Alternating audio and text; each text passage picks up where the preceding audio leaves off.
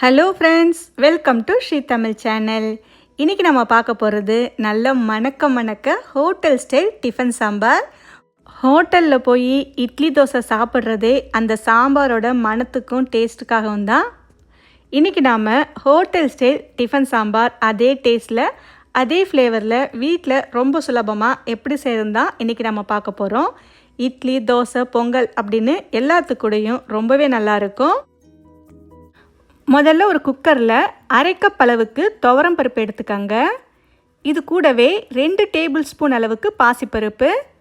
இப்போ இந்த 2 பருப்பையுமே 2-3 தடவை நல்லா கழுவிட்டு தேவையான அளவு தண்ணி சேர்த்து ஒரு 10 நிமிஷம் தண்ணியில் ஊற விடுங்க. 10 நிமிஷத்துக்கு அப்புறமா கொஞ்சமாக மஞ்சள் தூள், அடுத்து ஒரு சின்ன துண்டு மஞ்சள் பூசணி சேர்த்தா தான் உங்களுக்கு ஹோட்டல் சாம்பார் அப்படியே அதே ஃப்ளேவரில் கிடைக்கும். அதனால் உங்ககிட்ட மஞ்சள் பூசணி இருந்தால் கண்டிப்பாக சேர்த்துக்கங்க, இல்லைன்னா பரவாயில்ல, ஸ்கிப் பண்ணிக்கலாம். இதில் 1 ஸ்பூன் அளவுக்கு நல்லெண்ணெய் சேர்த்து இப்போ குக்கரை மூடி போட்டு அடுப்பை மீடியம் ஃப்ளேமில் வச்சு ஒரு 3-4 விசில் வேக வச்சு எடுத்துக்கங்க. குக்கர்லேருந்து ஸ்டீம் இறங்கினதுக்கப்புறம் திறந்து பார்த்தீங்கன்னா உங்களுக்கு பருப்பு ஓரளவுக்கு நல்லா வெந்திருக்கும். ஒரு கரண்டியை வச்சு லேசாக கடைஞ்சி விட்டுக்கங்க. ரொம்ப மைய கடையக்கூடாது, பருப்பு 1-2 அங்கங்கே தெரியணும். இந்த மாதிரி கடைஞ்சி விட்டுக்கங்க, அவ்வளவுதான். அடுத்து ஒரு சின்ன பேனில் 2 ஸ்பூன் அளவுக்கு வர கொத்தமல்லி சேர்த்துக்கங்க. கூடவே ஒரு 3/4 ஸ்பூன் அளவுக்கு கடலைப்பருப்பு. இப்போ இது ரெண்டையும் லேசாக ஒரு நிமிஷத்துக்கு வறுத்து விட்டுக்கங்க. அடுப்பு லோ ஃப்ளேமில் வச்சு இது ரெண்டையுமே லேசாக வறுத்து விட்டுக்கங்க. அடுத்து இதில் ஒரு 5 காஞ்ச மிளகாய், உங்கள் காரத்துக்கு ஏற்ற மாதிரி நீங்கள் கூட குறைய சேர்த்துக்கலாம். நான் இன்றைக்கி 4 சாதாரண மிளகாயும் ஒரு காஷ்மீரி மிளகாயும் சேர்த்துருக்கேன். மிளகாய் கூடவே ஒரு 1/4 ஸ்பூன் அளவுக்கு வெந்தயம் சேர்த்துக்கலாம். இப்போ திரும்பவும் 1 நிமிஷத்துக்கு லோ ஃப்ளேமில் வச்சு இது எல்லாத்தையுமே சேர்த்து நல்லா வறுத்து விட்டுக்கங்க. மிளகாயும் வெந்தயமும் கொஞ்சம் நேரம் நல்லா வறுபடட்டும். இது எல்லாமே லேசாக வறுபட ஆரம்பித்த உடனே அடுத்து ஒரு 1/2 ஸ்பூன் அளவுக்கு சீரகம் சேர்த்துக்கங்க. சீரகம் முதலையே சேர்த்தோம்னா சட்டுன்னு உங்களுக்கு கருகி வந்துடும், மற்ற பொருட்கள் வறுபடாது. அதனால் சீரகத்தை கடைசியாக சேர்த்துக்கங்க. சீரகத்தை சேர்த்து வறுக்கும்போது நல்லா வாசனை வர ஆரம்பிக்கும். எல்லாமே வறுபட்டு வாசனை வரும்போது கொஞ்சமாக 1 ஸ்பூன் அளவுக்கு எண்ணெய் சேர்த்துக்கங்க. எண்ணெய் முதலே சேர்த்திங்கன்னா உங்களுக்கு எல்லா பொருட்களும் சரியாக வறுபடாது. ஓரளவுக்கு வறுத்ததுக்கு அப்புறமா எண்ணெய் சேர்த்து திரும்பவும் 1 நிமிஷத்துக்கு லேசாக செவந்து வர வரைக்கும் வறுத்து விட்டுக்கலாம். எல்லாமே ஓரளவுக்கு செவந்து வந்த உடனே இப்போ நாம் ஸ்டவ்வை ஆஃப் பண்ணிடலாம். மசாலா பொருட்கள் கொஞ்சம் நேரம் ஆறுனதுக்கு அப்புறமா ஒரு மிக்ஸி ஜாரில் சேர்த்து லேசாக கொரப்பாக இருக்கிற மாதிரி அரைச்சி எடுத்துக்கங்க. அடுத்து ஒரு பேனில் 2 ஸ்பூன் எண்ணெய் சேர்த்துக்கங்க. இப்போ இதில் ஒரு 15 சின்ன வெங்காயத்தை தோலை உரிச்சிட்டு முழுசாகவே சேர்த்துக்கங்க. சின்ன வெங்காயம் இல்லைன்னா பெரிய வெங்காயம் கூட சேர்த்துக்கலாம். சின்ன வெங்காயம் உங்களுக்கு டிஃபன் சாம்பாருக்கு ரொம்பவே நல்லாயிருக்கும். ஒரு பெரிய வெங்காயத்தை நீல வாக்கில் நறுக்கி சேர்த்துக்கலாம். இப்போ இந்த வெங்காயம் நல்லா வதங்கி லேசாக செவக்கிற வரைக்கும் வதக்கி விட்டுக்கங்க.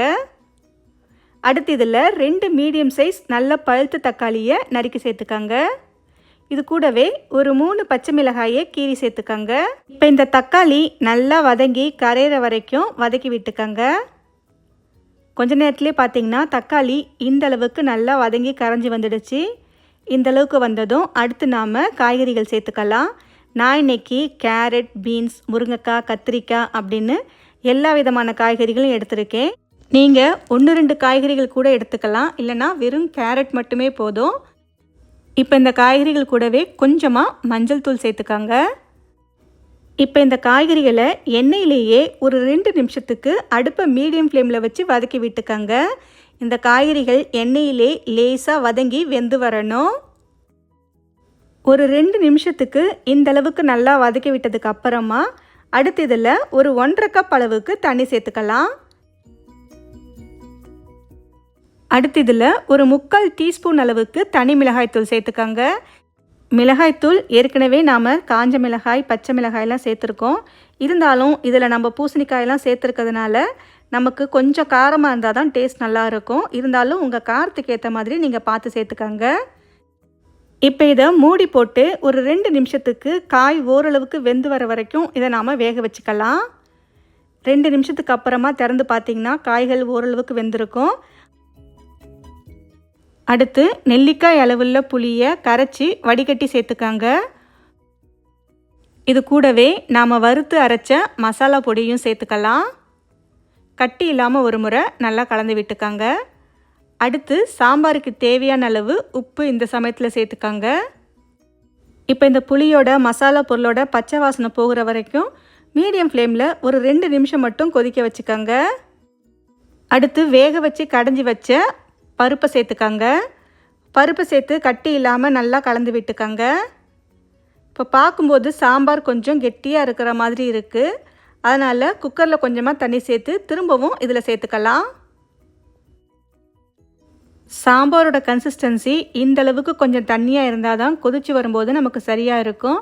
ரொம்ப கெட்டியாக இருந்தாலும் நல்லா இருக்காது. இந்த கன்சிஸ்டன்சி வர மாதிரி தண்ணி சேர்த்து நல்லா கலந்து விட்டுக்காங்க. இந்த சமயத்தில் உப்பு சரியாக இருக்கான்னு செக் பண்ணி பார்த்துட்டு தேவைப்பட்டால் சேர்த்துக்காங்க. கடைசியாக கொஞ்சமாக பெருங்காயத்தூள் சேர்த்து நல்லா கலந்து விட்டுக்கலாம். கடைசியாக பெருங்காயத்தூள் சேர்த்திங்கன்னா உங்களுக்கு சாம்பார் நல்லா வாசனையாக இருக்கும். அதுக்காகத்தான். இல்லைன்னா தாளிக்கும் போது கூட நீங்கள் சேர்த்துக்கலாம். அடுப்பை மீடியம் ஃப்ளேமில் வச்சு ஒரு 4லேருந்து 5 நிமிஷத்துக்கு இந்த சாம்பாரை நல்லா கொதிக்க விடுங்க. கடைசியாக 1 ஸ்பூன் எண்ணெயில் கடுகு, காஞ்ச மிளகாய், கருவேப்பிலை சேர்த்து தாளித்து இப்போ இதில் கடைசியாக சேர்த்துக்கலாம். கை நிறைய கொத்தமல்லி இலை சேர்த்து ஒரு முறை நல்லா கலந்து விட்டுக்கங்க. அவ்வளவுதான். நல்லா மணக்க ஹோட்டல் ஸ்டைல் டிஃபன் சாம்பார் சூப்பராக ரெடி ஆகிடுச்சு. இது சுட சுட இட்லி, தோசை, பொங்கல் அப்படின்னு எல்லாத்துக்கூடையுமே ரொம்பவே நல்லாயிருக்கும். கண்டிப்பாக உங்கள் வீட்டில் ஒரு முறை இதை ட்ரை பண்ணி பார்த்துட்டு எப்படி இருக்குன்னு சொல்லுங்கள். இந்த ரெசிபி உங்களுக்கு பிடிச்சிருந்தால் லைக் பண்ணுங்கள், ஷேர் பண்ணுங்கள். ஸ்ரீ தமிழ் சேனலுக்கு சப்ஸ்கிரைப் பண்ணுங்கள். தேங்க்ஸ் ஃபார் வாட்சிங்.